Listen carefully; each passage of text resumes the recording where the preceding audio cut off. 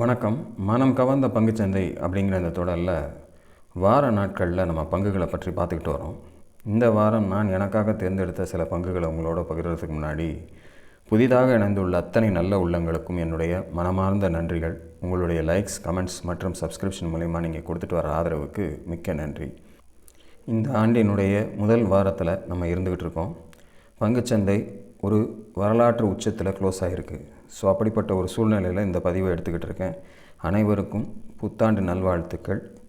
இன்றைக்கி புதிய பங்குகளை பார்க்குறதுக்கு முன்னாடி நம்ம ஏற்கனவே சேனலில் தேர்ந்தெடுத்து பார்த்த சில பங்குகள் அதனுடைய ரெசிஸ்டன்ஸ் லெவலை நெருங்கியிருக்கிறதுனால அதை ஒரு அலர்ட்டாக முதல்ல பார்த்துட்டு அதன் பிறகு புதிய பங்குகளை பற்றி பார்க்கலாம். அதில் முதலாவது பங்காக IIFL ஃபைனான்ஸ் லிமிடெட் 641 ரூபா 40 காசில் க்ளோஸ் ஆகிருக்கு. இது 460, 504, அதாவது 460லேருந்து நம்ம அடுத்தடுத்து கொடுத்த லெவல்கள் 504, 560 இப்படிங்கிறத நம்ம கொடுத்துருந்தோம். அதையும் தாண்டி சென்றதுனால அடுத்த லெவலாக நம்ம கொடுத்தது 633 அப்படிங்கிற லெவல்.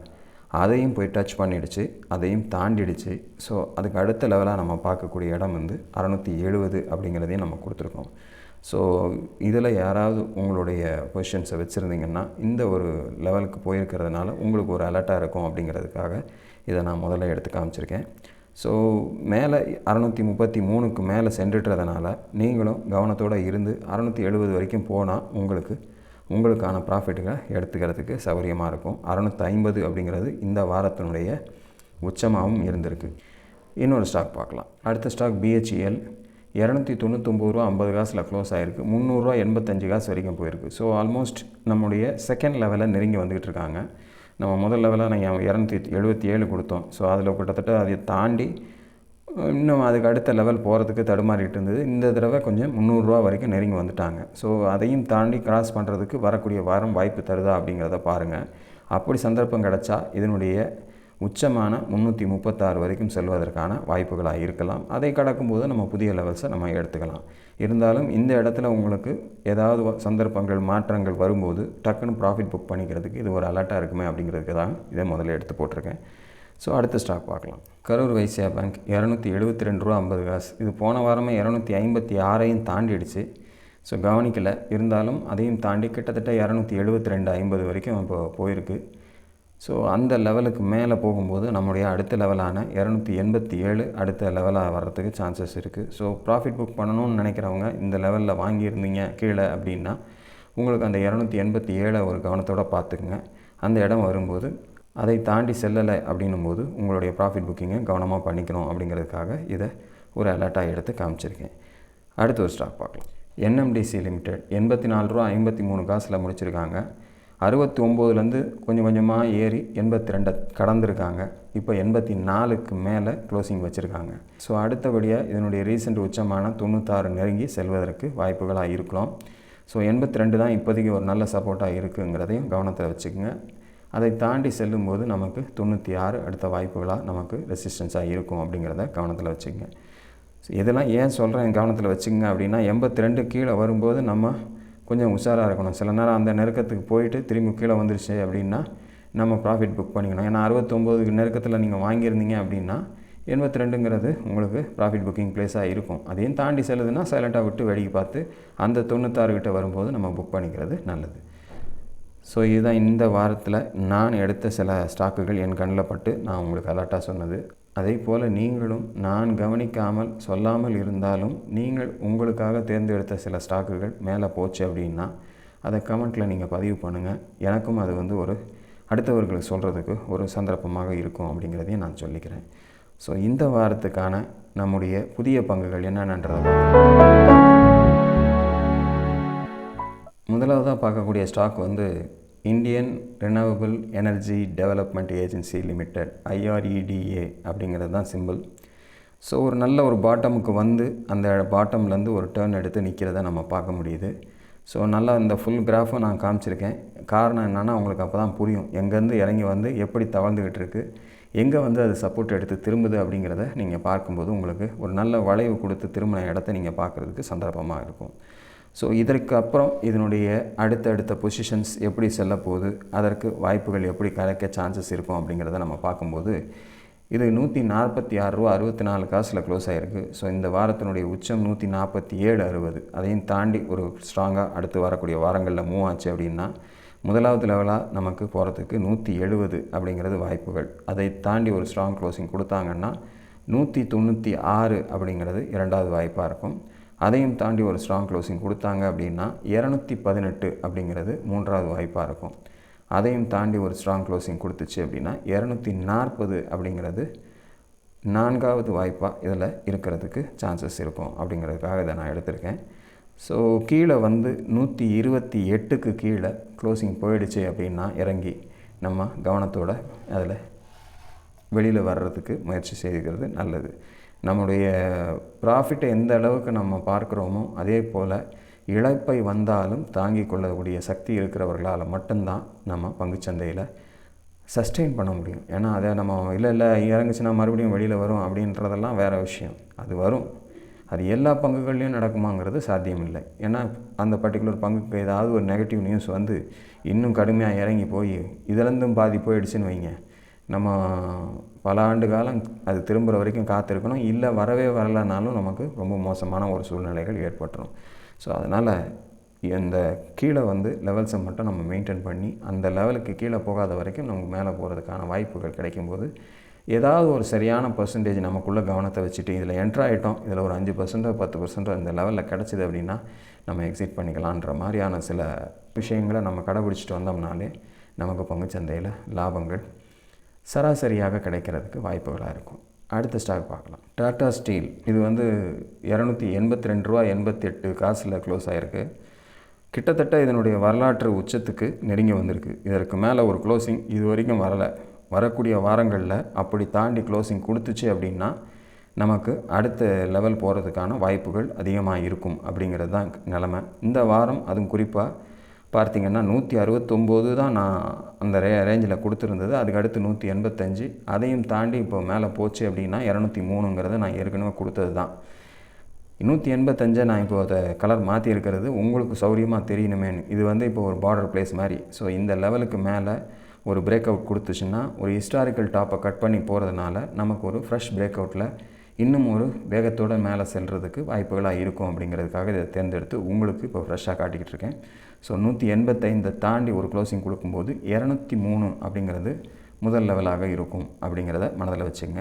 அதையும் தாண்டி ஒரு ஸ்ட்ராங் க்ளோசிங் கொடுத்தாங்க அப்படின்னா 225 அப்படிங்கிறது அடுத்த லெவலாக இருக்கும். அதையும் தாண்டி ஒரு ஸ்ட்ராங் க்ளோசிங் கொடுத்தாங்க அப்படின்னா 249 அப்படிங்கிறது மூன்றாவது லெவலாக இருக்கும் அப்படிங்கிறதையும் மனதில் வச்சுங்க. ஸோ இந்த 3 லெவல்களும் அதில் சரியாக வரணும் அப்படின்னா இந்த ஹிஸ்டாரிக்கல் டாப்பை தாண்டி அடுத்து ஒரு வாரங்களாவது ஏதாவது க்ளோசிங் கொடுத்து அதை தாண்டி செல்லும்போது நமக்கு இந்த 3 லெவல்களும் வாய்ப்புகளாக டாடா ஸ்டீலில் இருக்குங்கிறத கவனத்தில் கொள்ளுங்க. ஸோ இப்போ ஒரு தடவை போய் அந்த 185 கிட்ட போயும் அந்த இடத்த தாண்ட முடியாமல் மறுபடியும் கீழே 169 கீழே போயிருந்தாலும் கூட ஸ்ட்ராங்காக க்ளோசிங் கொடுக்கல பாருங்கள், அந்த 169 கீழே. அதுதான் இந்த லெவல்ஸ்க்குள்ள ஒரு ஸ்ட்ரென்த்து. ஸோ இந்த வாரத்தினுடைய ஓப்பன் பிளேஸும் லோயர் லெவலும் கிட்டத்தட்ட சேமாக இருந்து அங்கேருந்து ஒரு ஜம்ப் கொடுத்து நல்ல ஒரு வால்யூமோட இந்த நெருக்கத்துக்கு வந்திருக்காங்க. ஸோ அடுத்த வாரம் இதில் ஒரு சந்தர்ப்பம் கிடச்சா பயன்படுத்திக்கங்க. நீங்களும் ஆராய்ந்து பாருங்கள். உங்களுக்கு திருப்திகரமாக இருந்தால் மட்டும் உங்களுடைய முதலீட்டை இதில் கொண்டு போங்க. அடுத்த ஸ்டாக் பார்க்கலாம். அடுத்ததாக நம்ம பார்க்கக்கூடிய ஸ்டாக் ஆர்சிஎஃப். ஆர்சிஎஃப்பை பொறுத்தளவில் $149.19 முடிச்சிருக்காங்க. 144 அப்படிங்கிறது ஒரு நல்ல சப்போர்ட். அந்த இடத்துல ரொம்ப நாளாக தடுக்கப்பட்டு 161க்கும் 144க்கும் இடையிலேயே கிட்டத்தட்ட ஒரு கன்சால்டேஷனாக அந்த இடத்துலையே இருந்துகிட்டு இருக்கிறத நம்ம பார்க்க முடியுது.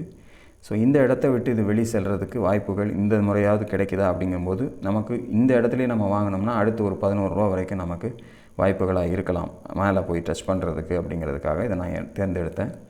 ஒரு 144லேருந்து நமக்கு கணக்கு வச்சுக்கிட்டால் கூட அதற்கு கீழே ஒரு ஸ்ட்ராங் க்ளோசிங் கொடுக்காத வரைக்கும் இது கீழே போகிறதுக்கு வாய்ப்புகள் இல்லை. அந்த 144க்கு மேலே 161ங்கிற முக்கியமான ரெசிஸ்டன்ஸ் முதல்ல வருது. அதையும் தாண்டி க்ளோசிங் கொடுத்தாங்க அப்படின்னா 177ங்கிறது ரெண்டாவது ரெசிஸ்டன்ஸாக இருக்குது. அதையும் தாண்டி ஒரு ஸ்ட்ராங் க்ளோசிங் கொடுக்கும்போது 193 அப்படிங்கிறது மூன்றாவது ரெசிஸ்டன்ஸாக நமக்கு இருக்குது. அதையும் தாண்டி ஒரு ஸ்ட்ராங் க்ளோசிங் கொடுத்தாங்கன்னா 216 அப்படிங்கிற நான்காவது லெவல் அதுக்கு ஒரு ரெசிஸ்டன்ஸாக இருந்துக்கிட்டு இருக்குது. அப்படிப்பட்ட சந்தர்ப்பங்கள்லாம் இது மேல் நோக்கி செல்லக்கூடிய வாய்ப்புகள் எடுத்து வரக்கூடிய வாரங்களில் வரும்போது நமக்கு சான்சஸாக இருக்கும். 144க்கு கீழே கொஞ்சம் ஸ்ட்ராங்காக க்ளோஸ் ஆச்சுன்னா, குறிப்பாக 140க்கு கீழேயே வச்சுங்களேன். 140 கீழே நீங்கள் போச்சு, க்ளோசிங் போச்சுன்னா நம்ம இதில் என்டர் கொடுக்கக்கூடாது. ஸோ இந்த வாரம் கொஞ்சம் ஜஸ்ட் அப்படி ஒரு மூவ் கொடுத்து ஒரு ஸ்ட்ராங்காக போயிருக்கிறதுனால அடுத்து வரக்கூடிய வாய்ப்புகளாக நமக்கு 164 முதல்ல போகும். அதை தாண்டிடுச்சு அப்படின்னா கொஞ்சம் கொஞ்சமாக அடுத்த லெவல்கள், ஏன்னா ரொம்ப நாளாக இந்த லெவலுக்குள்ளே இருந்து வெளியில் வர்றதுக்கு ஏதாவது ஒரு சந்தர்ப்பத்தை தான் ட்ரை பண்ணுது. ஸோ நீங்களும் ஆராய்ந்து பாருங்கள். உங்களுக்கு திருப்திகரமாக இருந்தால் மட்டும் இந்த பர்டிகுலர் ஸ்டாக்கில் உங்களுடைய முதலீட்டை கொண்டு போங்க. அடுத்த ஸ்டாக் பார்க்கலாம். NTPC green energy limited. இதுதான் நம்ம அடுத்தபடியாக பார்க்கக்கூடிய ஸ்டாக்கு. 97 ரூபா 11 காசில் முடிச்சிருக்காங்க. ஸோ 155 தான் இதனுடைய மேக்ஸிமம் உச்சம். அங்கேருந்து படிப்படியாக இறங்கி வந்து கீழே 86 தொட்டுட்டு தான் அந்த 114 வரைக்கும் போச்சு. இப்போ மறுபடியும் இந்த 86 நெருக்கத்துக்கே வந்துட்டு மறுபடியும் 97 ரூபாய்க்கு நெருங்கி போயிருக்கு. ஸோ இந்த 2 வாரங்கள் கொஞ்சம் ஸ்மார்ட்டாக மேலே திரும்பி இருக்கிறதுனால மறுபடியும் வரக்கூடிய வாரம் நல்ல ஒரு ஸ்ட்ராங்காக போச்சு அப்படின்னா நமக்கு 104 அப்படிங்கிறது முதல் ரெசிஸ்டன்ஸாக இருக்கும். அதையும் தாண்டி ஒரு ஸ்ட்ராங் க்ளோசிங் கொடுத்துச்சு அப்படின்னா 114 அப்படிங்கிறது ரெண்டாவது ரெசிஸ்டன்ஸாக இருக்கும். அதையும் தாண்டி ஒரு ஸ்ட்ராங் க்ளோசிங் கொடுத்துச்சு அப்படின்னா 130 அப்படிங்கிறது மூன்றாவது ரெசிஸ்டன்ஸாக இருக்கும். அதையும் தாண்டி ஒரு ஸ்ட்ராங் க்ளோசிங் கொடுத்துச்சுன்னா இதனுடைய மேக்ஸிமம் சென்ற உச்சமான 155 போய் தொடுவதற்கு வாய்ப்புகளாக இருக்கும். அப்படிங்கிறதுக்காக இதை தேர்ந்தெடுத்திருக்கேன். ஸோ கீழே ஒரு நல்ல ஒரு பாட்டம்லேருந்து நமக்கு வாய்ப்புகளாக கொடுக்கலாம் அப்படிங்கிறதுக்காக இதனுடைய முயற்சி போயிருக்கு. ஸோ கீழே நமக்கு 86க்கு கீழே போய் க்ளோசிங் போச்சு அப்படின்னா கொஞ்சம் கவனத்தோடு வெளியில் வந்துடுறது நல்லது. 104, 114, 130, 155 எந்த வாய்ப்புகள் வரைக்கும் இது நமக்கு தருதோ அந்த வாய்ப்புகளில் நம்ம அந்த ரெசிஸ்டன்ஸ் ஏரியாஸில் நம்மளுடைய ப்ராஃபிட் புக் பண்ணிக்கிறது, என்ட்ரி கொடுத்தோம் அப்படின்னா அது சிறந்த இடங்களாக இருக்கும். அப்படிங்கிறது தான் என்னுடைய தேர்வுகள். ஸோ இதுதான் இந்த வாரத்துக்கான என்னுடைய தேர்வுகள். நீங்களும் ஆராய்ந்து பாருங்கள். உங்களுக்கு திருப்திகரமாக இருந்தால் மட்டும் உங்களுடைய முதலீட்டை இதில் கொண்டு போங்க. நானும் ஒவ்வொரு வாரமும் இதை சொல்வதற்கான காரணங்கள் என்னன்னா உங்களுக்கு புரியணும். நீங்களும் இதை மாதிரி சில ஸ்டாக்ஸுகளை எடுத்து பார்க்கணும். கண்டிப்பாக பார்க்குறீங்க. சில பேர் கமெண்ட்டில் கொடுக்குறாங்க, இந்த ஸ்டாக்கு பாருங்கள், இது நல்லா இருக்குது, நானும் பார்த்தேன், நீங்களும் வெரிஃபை பண்ணி பாருங்கன்னு கேட்குறாங்க. அந்த மாதிரியான ஒரு முயற்சிகள் உங்களுக்கு வருது அப்படின்னா அதை விட சந்தோஷம் வேறு ஒன்றுமே கிடையாது. யாருக்கிட்டேயோ கொண்டு போய் பணத்தை கொடுத்து ஏமாந்து நானும் சம்பாதிக்கணும்னு ஆசைப்பட்டு செய்தேன்னு சொல்கிறதை விட இந்த மாதிரியான விஷயங்களை நாமளே ஆராய்ந்து செய்யும்போது அதில் ஒரு நல்ல வாய்ப்புகள் நமக்கு கிடைக்கும். அப்படிங்கிறது என்னுடைய எண்ணம். அதை தான் உங்களோட நானும் வாரம் பகிர்ந்துட்டு வரேன். இந்த வாரம் ஒரு குறிப்பிட்ட கேள்வி, முக்கியமான கேள்வி ஒருத்தர் கேட்டிருக்காங்க. நீங்கள் கொடுக்கக்கூடிய இந்த ஸ்டாக் பற்றின இந்த சப்போர்ட் ரெசிஸ்டன்ஸ் லெவல்ஸை வச்சு நான் F&Oவில் ட்ரேட் பண்ணுறதுக்கு வாய்ப்புகளாக எடுத்து செய்யலாமா அப்படின்னு கமெண்ட்டில் கேட்குறாங்க. ஸோ கமெண்ட்லேயே அதுக்கு ரீப்ளை போடுற அளவுக்கு எனக்கு சும்மா முடியாது அப்படின்னு சொல்கிறத விட என்னை பொறுத்தளவில் என்னன்னு கேட்டிங்கன்னா, F&Oவில் எனக்கு கிட்டத்தட்ட என்னுடைய அனுபவத்தில் நான் சொல்கிறேன், நம்ம ஒரு மாதத்துக்குள்ளே அந்த கான்ட்ராக்டை முடிக்கணுங்கிறது அதில் இருக்கக்கூடிய ஒரு சூட்சமம். ஸோ அப்படி வரும்போது நம்ம குவான்டிட்டி ஆஃப் அதில் இருக்கக்கூடிய லாட் சைஸ் ஜாஸ்தியாக இருக்கும்போது நமக்கு டெஃபினட்டாக நம்ம கேஷ் மார்க்கெட்டில் அவளை வாங்க முடியாது. அதில் நீங்கள் ஒரு குறிப்பிட்ட தொகையை கட்டி ஆயிரக்கணக்கில் பங்குகளை அதில் வாங்கிறதுக்கு வாய்ப்புகள் உண்டு. ஆனால் அது நாம் நினைத்ததை போல் மேலே போச்சு அப்படின்னா நமக்கு லாபம். அப்படி இல்லாமல் அது ஆப்போசிட்டாக வேலை பார்த்துச்சு அப்படின்னா நீங்கள் ஒன்றுமே செய்ய முடியாது. ஒன்று அதை லாஸில் நம்ம ஸ்டாப் லாஸ் போட்டு க்ளோஸ் பண்ணணும். இல்லை வைத்திருந்துகிட்டே இருந்திருந்தீங்கன்னா அதுவும் மேலே போகாமல் இருந்த இடத்துல இருந்துகிட்டு இருந்துச்சுன்னா ஸ்டாக்கு கூட அப்படியே இருந்துட்டு போயிடும். ஆனால் ஆப்ஷன் பொசிஷன்ஸ் என்ன ஆகும்னா ஹீட் ஆகிட்டே வரும், கொஞ்சம் கொஞ்சமாக குறைஞ்சிக்கிட்டே வரும் நாளடைவில். நீங்கள் பழைய கான்ட்ராக்ட்ஸ் எல்லாம் எடுத்து பார்த்தீங்கன்னாலே தெரியும். இப்போ இந்த மாதத்து கான்ட்ராக்ட்டுக்கும் அடுத்த மாத கான்ட்ராக்ட்டுக்கும் பார்த்தீங்கன்னா ரேட்டு எங்கேயோ இருக்கும், ஒரே ஸ்ட்ரைக் ப்ரைஸுக்கு. அதே கான்ட்ராக்ட்டு அடுத்த மாதம் நீங்கள் போய் பார்த்தீங்கன்னா அதே ரேட்டில் இருந்தாலும் ரேட்டு குறைஞ்சி வந்துடும். ஸோ அதெல்லாம் நீங்கள் கவனத்தில் கொண்டு நீங்கள் செய்ய வேண்டிய விஷயம். உங்களுக்கு அது தெரிந்திருக்கலாம், இருந்தாலும் இதை பேஸ் பண்ணி நீங்கள் செய்ய முடியுமான்னு என்கிட்ட கேட்டிங்க. கண்டிப்பாக முடியாதுங்கிறது என்னுடைய எண்ணம். நீங்கள் உங்களுடைய சொந்த முயற்சியில் நீங்கள் முயற்சி பண்ணி பாருங்கள். அது வெற்றி கிடைச்சா எனக்கு ரொம்ப சந்தோஷம். அதே சமயத்தில் நான் ஆமான்னு சொல்கிறதுக்கு எனக்கு மனசு வரல.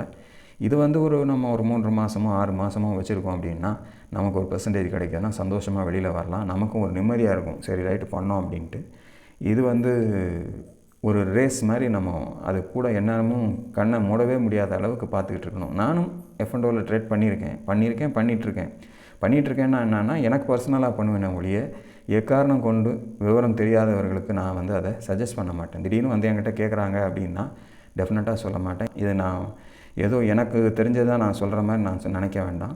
நிறைய பதிவுகளில் நான் பார்த்த விஷயங்கள் இதுதான். அதிகமாக ரீட்டைலர்ஸ் பணத்தை இழக்கிறது F&O செக்மெண்ட்டில் தான் அப்படிங்கிறது பல இடங்களில் சொல்லிக்கிட்டு வராங்க.